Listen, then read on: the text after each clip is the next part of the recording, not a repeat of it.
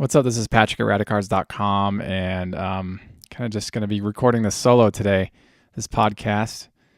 Today I want to talk to you about the time versus spend ratio as it relates to bargain bin shopping. Okay, this is something I've been dealing with for a while. I'd say I started paying attention to this in 2007, 8, right in there. I would go to a local card shop and I'd spend 3.5 hours at the bargain bin section. And I'd pull, 20, 30, 40 bucks worth of cards out, then take them up to the register, pay, and then drive home. And usually at that point, it's already dark outside. And then, I'm thinking to myself, gosh, I spent 3.5 hours going through bargain stuff for, I guess, maybe, depending on how much I may have only pulled, I say $30, $40, but there may have been times where I walk away with like 2 or 3 cards and I spent $3. And so I just spent 3.5 hours of my time to spend $3 of my money. And so I think okay, if I just spent 3.5, let's just make it even. It's $3 at 3 hours. Okay. My time is worth much more than $1 an hour. So what I started thinking about is if I'm spending 3 hours in any one bargain bin and my time, say, is worth $150 an hour, then I better darn well pull $450 worth of cards out of that bin to make it worth my time.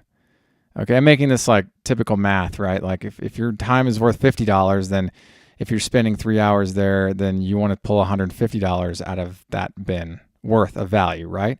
So when I leave a bargain bin and I've spent $3 and I've spent 3 hours of my time, I feel like I've not spent my time very well because I only got $3 worth of value out of that time that I spent.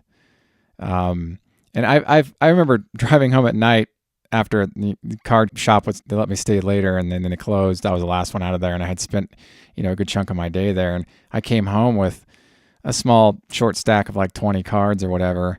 And I remember feeling kind of guilty about the time I just spent that I can't get back to get the cards. I love doing that. It's fun for me. I have a good time bargain bin shopping. It's really fun for me. It's, I've always been kind of frugal in that way.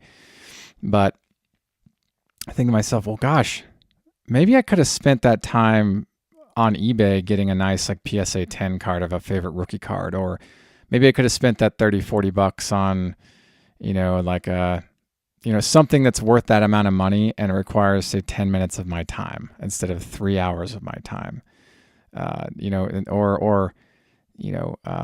If I do need to fill like holes in my 87 top set, could I just do that online really quickly through CMC or another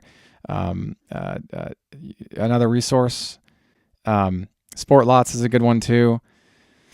So I think about this too. I'm thinking, well, what's more important to me, saving money or saving time?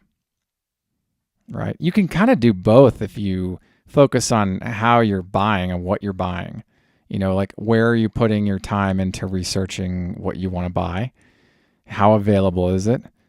How affordable is it to your budget, right? Let's say you have a budget of, say, like recently I bought a 64 Topps Tommy John rookie card, a graded one. I've always wanted a really nice graded one. So I had a budget and I was like, well, I want to spend between, say, I'm going to really ballpark it here because the prices for that card are all over the board and conditions are also all over the board. Centering and edging issues and like cuts are kind of weird.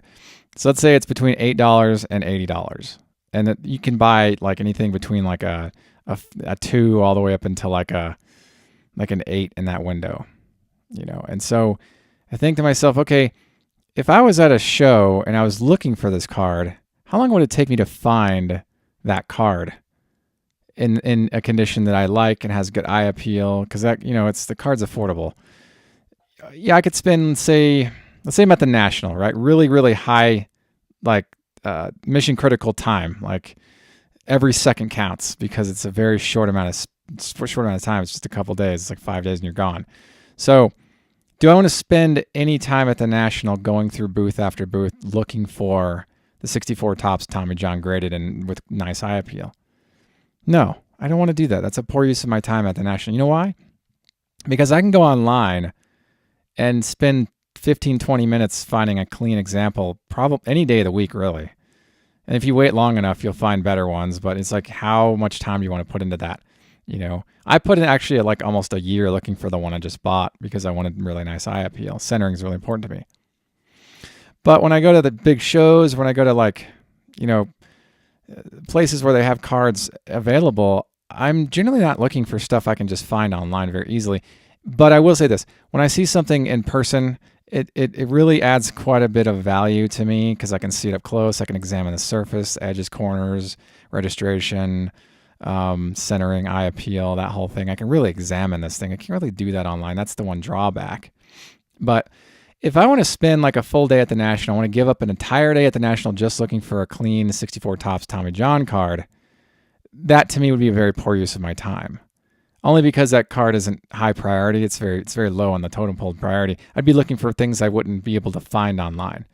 But going back to my original conversation is, if I spend 3 hours of my time looking for something that's worth $3, that's a poor use of my time because I've spent 3 hours of my time. And if it's $150 worth of my time per hour, then I came up at a loss of $447. So I should be trying to get the value of my time back in the value of cards that I buy that I've looked for during that time, to find whatever it is that is a bargain bin or is it in a showcase. This is kind of a different level of thinking because we go to card shows and we go to shops for fun. It's like it's relaxing. It's nice. You get to know the owner. You get to sit there and sort through cards and just kind of be like, oh, it's cool. And then put this over here. Maybe we can buy that. I like that. It's fun. It's a nice, relaxing process for me. Maybe you too. And sometimes I go with a goal and like, okay, I have this budget. The show is only one day. It ends in 6 hours.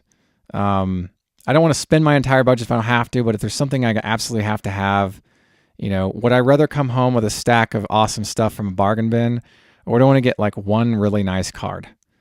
Like typically speaking, most of the shows I've been to, there's an availability of at least one really nice card there. And usually it's not just one, it's many. So finding one card to within your budget is very easy to do. I guess it just goes down to, like I said earlier, what's more important to you, saving time or saving money? When you're going through a bargain bin and pulling out $3 of cards in 3 hours, maybe it's nice to think like, well, gosh, I could have gotten all these online for the same price, like maybe a couple bucks on shipping or whatever, but I just spent 3 hours of my life getting $3 worth of cards. It's heartbreaking to me. So I feel like, well, okay, how do I do this to where they make the most of my time? What do I look for? How do I really get the most of my time? So what I do is I give myself kind of like a time limit. Okay, bargain bin. I'm going to spend an hour in this bin. Whatever I can get out of it in an hour, that's what I'm going to do. And then I'm going to move on to the next bargain bin because I can't look through every bargain bin at big shows like the National. It's just not possible. Just not enough time. So I give myself a chunk. I go through maybe a box or two and feel out the box and see the quality of contents. And if it shows promise, then I might continue another box. And if it seems pretty dull, no signs of life, I'll just move on to the next whatever. And I'll give it like, okay, I'm going to go through this 3,200 count box. If I don't see any signs of life, I'm moving on to the next booth. That's kind of how I tackle these things. That way I'm not stuck spending a full day at the National going through one guy's 5-cent and quarter bin stuff. I'm avoiding that. I'm actually I'm investigating temporarily, getting an understanding of what's in those boxes, and then just moving on. And so that, and what I'm doing by doing that is exposing myself to more in a smaller amount of time. And I'm also working on a system to go through a full table of cards in less than a half an hour because of the way I shuffle through stuff. But that's just my own strategy. That's maybe another conversation. But it comes down to like, again, going back to my key point in this podcast is what's more important to you, saving time or saving money? Because you can do both. You just have to strategize how you're going to process your way through a bargain bin, okay, or bargain bins, because you might be, okay, I'm done with this one and move on to the next one. Focus on that when you're at a show and you're going through a bargain bin. You're thinking about, you don't want to lose track of time. You might even put a timer on your phone. It vibrates after a half an hour so that you know kind of when to move on. And you might set it again for another half an hour if you like what you see and you just want to keep going through it. But just, try to be on a regimen so that you don't lose track of time. You're like, oh my gosh, it's already 5. The show ends at 6. I've been here since like 10 a.m. going through this box. I haven't even seen a full aisle of the National, and now I'm 1 day in, and so it's kind of a way to improve the quality of your process efficiency, how you process your time at a big convention or at a show or at a shop even. Time is of the essence. It's the one resource we don't get back. We spend it, it's gone. We get it again tomorrow, but we don't know what tomorrow's going to bring. So to really make the most out of your shop and show experience, try to break down and look at how you're spending your time, to really maximize your exposure of the entire landscape of, say, a big show like the National, or maybe you just want to see the entirety of a shop. Just pay attention to the time piece because it's a big one.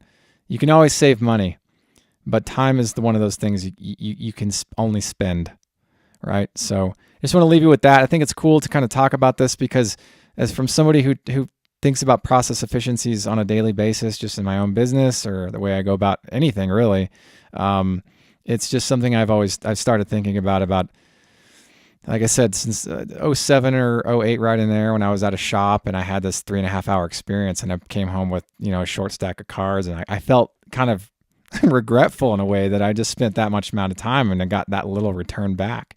And when I came home, I remember showing the cards to my mom and I was like, in my head, I was like, please validate this.